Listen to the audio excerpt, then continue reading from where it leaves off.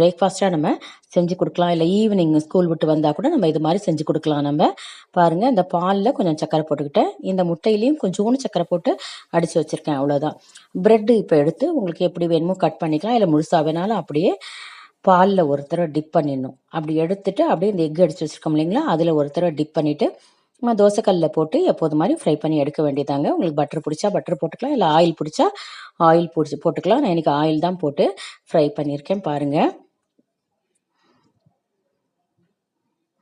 ஒருத்தர் அப்படி கொஞ்சம் ரொம்பலாம் இல்லை, லைட்டாக ஒன் டைம் அப்படி போட்டு எடுத்தாலே போதும். அது கொஞ்சம் அப்சர்வ் பண்ணிக்கும். அப்படியே அந்த எக்கில் எடுத்து ஒரு தடவை நம்ம டிப் பண்ணிவிட்டு மீதி இருந்தால் கூட நம்ம அது மேலேயே கூட ஊற்றிக்கலாங்க. ஊற்றிட்டு அப்படியே திருப்பி விட்டு அந்த ப்ரெட்டு மேலேயே போட்டு போடலாம் நம்ம. பாருங்கள், இப்போ தோசைக்கல்லில் அப்படியே போட்டு எடுக்க வேண்டியதாங்க.